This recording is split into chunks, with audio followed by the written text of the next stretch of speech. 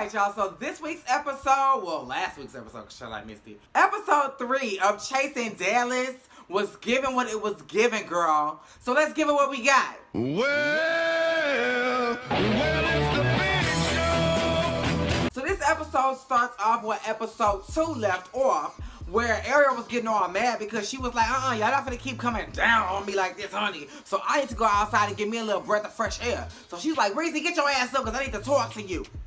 They go outside and talk, and she was just like, everybody's saying that Markel talking shit about me.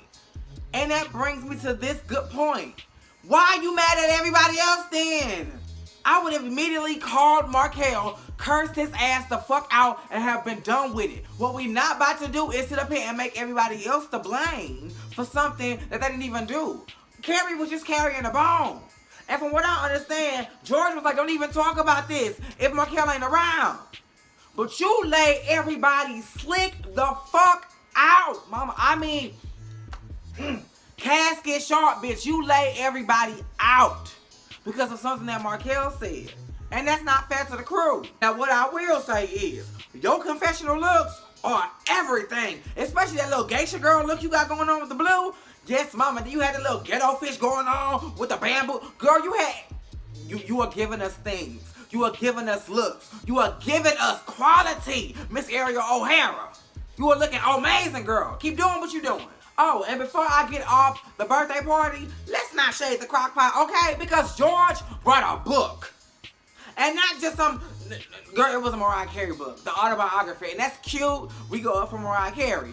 But girl, don't buy me no autobiography of anybody. Even if it's Brandy or Beyonce, girl, don't buy me no autobiography of anybody for my birthday, unless it's personally signed. Now, what you should have done, because this child is in fashion, is get him a coffee table book.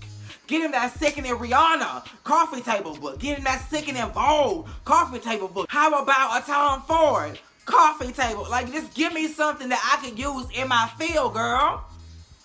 Trey Howard don't sing, and I am sure, no shirt to you, Miss Mariah, I'm sure you can get that ebook for free somewhere off the internet. How much did that book even cost you? And I hope every one of you little bitches that has something to say about the crock pot, I hope you brought something, bitch. And I hope it shitted on the crock. Well, no, it can't. Because when your gift run out, when he gotta throw your gift away because it don't work no more, he can still use that motherfucking crock pot, okay? I mean, it just works my nerves, girl, because I'm 31. I know the importance and the vitality of having a crock pot in your house, girl. How dare y'all laugh, girl? Ariel performs at Booties. So, first of all, that's a cute little name. That is a cute name. So, after her performance, they all sit down at the table or whatever, and Ariel was like, I'm happy that y'all all came or whatever. Then they got to talking about the fiasco or whatever that happened down at Trey's party. And Ariel gave us a little more insight, and she was like, at the end of the day, like, I'm mad at goddamn George, too, because you know, don't talk about your friend, bitch. I thought I was your friend, too. So at the very least, the same respect you got for Markel in his situation is the same respect you should have for me, bitch. Then Reese got to talking about his little piece. He was talking about the situation with Markel. He broke that down, how he felt about the situation. He talked about George and how George tried to act like it was somebody else that got him the Tiffany flutes. And then days later was like, oh, was this you? Which I don't understand, because if you read the card and saw that it said, how many Reese G's are there in the world, girl? Like, come on now. And you still hold on to the lie that you thought it was your goddamn ex. How do your ex, unless Reese is your ex, how do your ex and Reese intertwine to it when you see Reese's name, you think your ex? I don't understand. And then they was talking about Carrie. Now, Trey Howard then called Carrie down to the FaceTime and was like, can we solve this, girl? Can we solve this?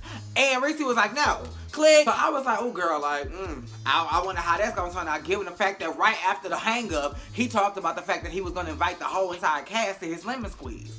So then, after the performances and everything, Reese and Trey Howard go outside, and Reese was like, I don't understand what Carrie's problem is. Somebody must have put a battery in her back and told her she was boring last season and she had to pump up the volume, because I ain't done nothing to this girl. Furthermore, we not building no friendship or no war against each other, bitch. We are just co-workers. So why are you so deep in your feelings about little Reese? And shout out to Whitney Houston singing, he builds me up in the background. Because, bitch, if y'all didn't hear it, y'all ears was not working, because, girl, it was pumping through. Markel So Markel is at, some people say it's his rental property. I don't know. He had one of his properties, child. Shout out to having multiple properties. Shooting a confessional for lovers and friends. And we see Dennis. Dennis didn't say much at all, girl. He was just like, I'm in the scene, girl. I'm scoping. I'm getting my little too thick and funny. And then George had stopped by with a blue bag. And I'm like, that's ironic. And then we later find out that that's the same bag that Reese gave him because those are the motherfucking Tiffany flutes.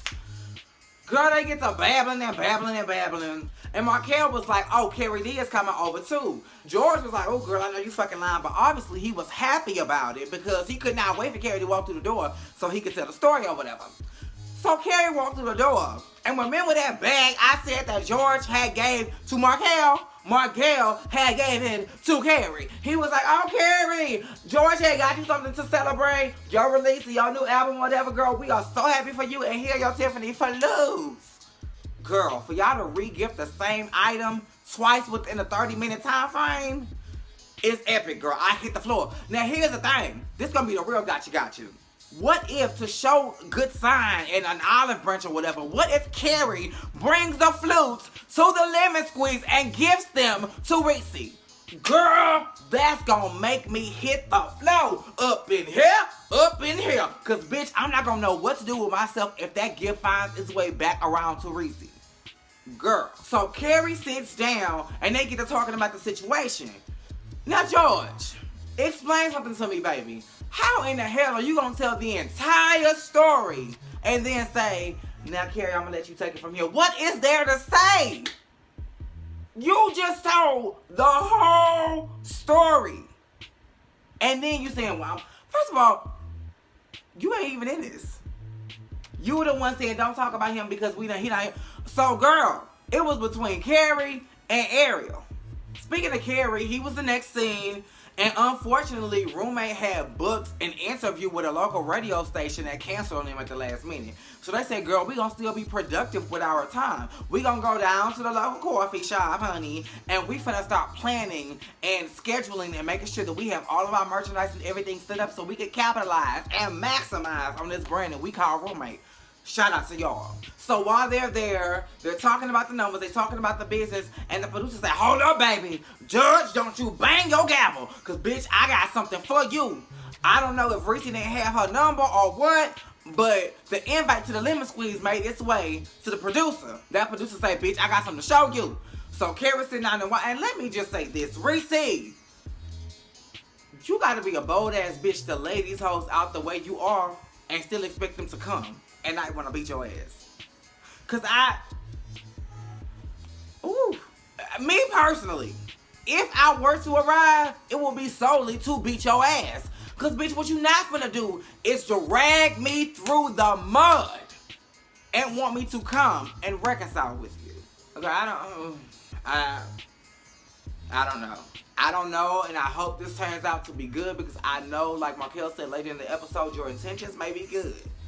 But girl, your delivery, and I know it's for shock value. I know what you're doing. But girl, this looks like a recipe for disaster. I could be wrong. But, now, everything you said, that fashion comment made me hit the floor. Because Carrie was like, bitch, I'm not even moved by everything else you said. But girl, how dare you talk about my fashions when yours are late too? Now, Carrie. Now, while I will agree with you that Reese has made some questionable fashion choices here and there. When Mama slays, she slays. Some of her confessional looks slayed. Some of her, everyday looks slayed. That reunion look last year was not one of them. But Mama can slay when she wants to. With you, Carrie, it's like when you sat down to talk to Markel and George, it was cute. You fucked up with the white shirt. I would have did like an eggshell, a caramel brown, a peanut butter, black. There was no white in the outfit. And white don't go with everything. I don't know who taught black does. White does not go with everything. Whoever told y'all that, whoever put that narrative out there needs to be taken out into a pasture, branded, and beat the hell up. Because that's a lie. And another thing, before I get off this scene, I did recognize that you made the comment, oh, I was quiet last year, so maybe people have something, they want to get off their chest. So you realize that there's a change in your attitude as well. You realize that there's a change in the way you're moving in accordance to this group. So you can't be mad when people like George and people like Ariel are thrown off by the fact that you are, how can I put this? You're being messy. You talking too much. You saying things that you maybe should not say. But I think that's not who you really are. Because once you're called out on it, or once you're not in a position to have to be that person, we see the normal Carrie. The docile, sweet, oh bitch, I'm just cool, I don't want no problems, Carrie. Don't fuck with me because I'll beat your ass, Carrie. But, there's an energy to you that made us fall in love with you. And it's not who was sitting at that table at Trey's party. So, I'm going to put it to you like this. If you want to be that person, that's perfectly fine. Find a way to make both of those Carries coexist. So that way you can still be authentic to who you are, but grow as a TV personality. Because I think that's probably what you're doing. You're trying to develop some personality. Because outside of TV, you have it. Because I can see that you're very shy. I didn't want to put that out there because I don't want to call you out, girl. But I can see that you're very shy in front of the camera. Because I see it on stage, too. I just think you got to know up here that you're the Beyonce of Dallas. You got to know up here that you're the Beyonce of Roommates. You got to know up here that you're the Carrie D, bitch. And it is that. So, if you got to be conceited and be arrogant for a season of your life, do what you have to do to build that confidence up so that way it's authentic and it doesn't look forced when we watch it back on television. And then George with this hookah.